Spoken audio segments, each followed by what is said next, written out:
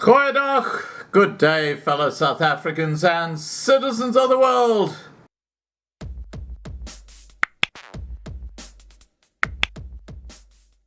And you know, I'm no longer surprised by the shit that I see happening in South Africa.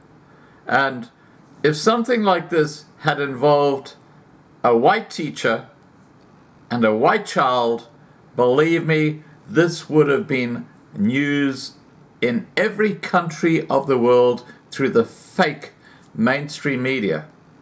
But because it's a black teacher and a black child involved, and I'll tell you the story in a second, this is just local news. No one's getting too excited about it. It's actually indicative of how the fake news are just excusing bad behavior if you're a certain race group. This is how absolutely fake the mainstream media are. And what I'm talking about here is a black teacher lowering a child into a pit toilet to go and get his cell phone that somehow slipped into said pit toilet. You can't make this shit up. And excuse the analogy.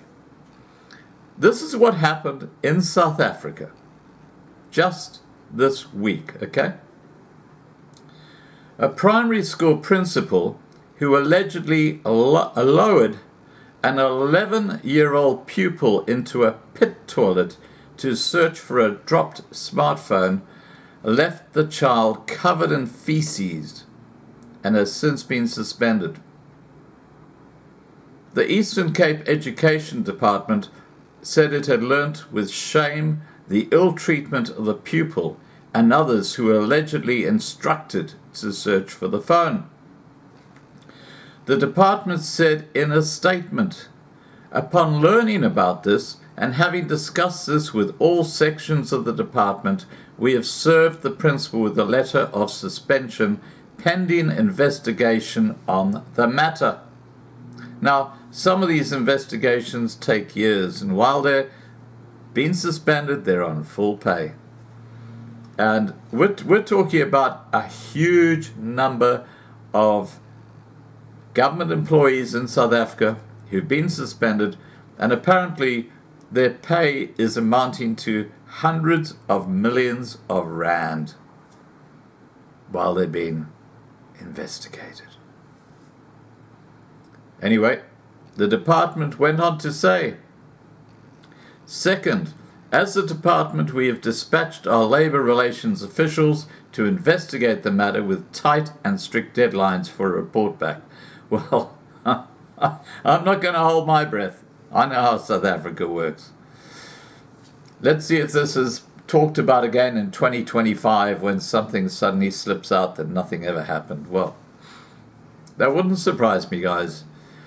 When you've got a police forensic department that hasn't done one DNA test since the 1st of January this year,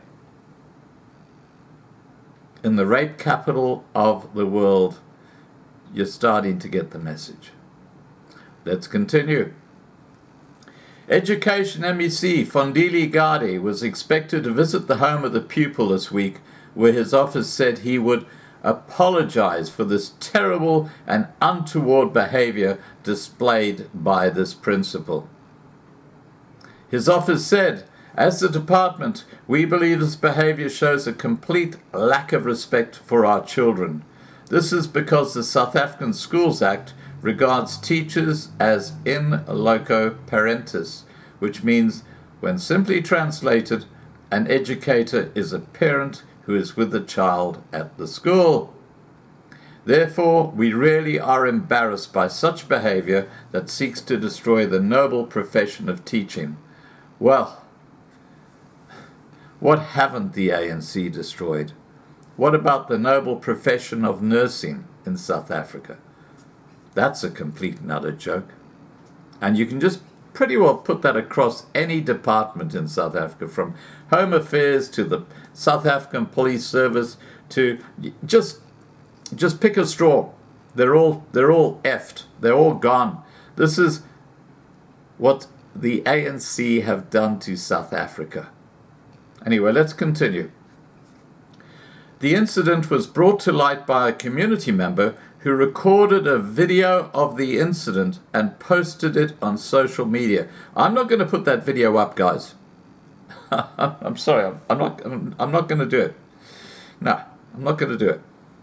In the video, which went viral, the causa-speaking man is heard speaking about the child, an 11-year-old orphan boy who was left in the care of his grandmother. The community member said that the pit latrine was first opened to gain access. They went on to say, first the principal asked other learners who were older than this one to dig through the faeces from the toilet in search of the phone. The principal then took this 11-year-old and promised him 200 rand if he could recover the phone. The child was given gloves, taken out of his uniform, and look, you can't make this shit up. Seriously, you can't make this shit up. The child was given gloves, taken out of his uniform, and a rope was tied around his arms, and he was lowered by other learners into the toilet. The concerned community member said he was knee-deep in the faeces, and he used his own hands to search for the phone, with faeces going even above his hands and to his elbows. The community member said on hearing of the incident, they went to the school to inquire what happened. He said the child was traumatized by the incident and had broken down because he had been mocked by his peers over the ordeal. He said the child was adamant that he had not volunteered to go into the toilet, but said the principal had said he was of small build and could therefore easily go inside. The education department said it had organized counseling for the pupil and others who were affected. The smartphone was reportedly not recovered. Now that's probably the only good thing that comes out of this shit story. In the video, the community member alleged that the principal only rewarded the child with 50 rand. You know, I talk about the moral compass. It's gone missing in action, guys. Look, if you're too woke not to see that, well then, I feel so sorry for you. This is your wake-up call. This is happening in South Africa right now. Please remember to subscribe to be kept informed. Ring the bell for the updates. Please like this video. Please share this video. And above all, please stay safe. Bye for now.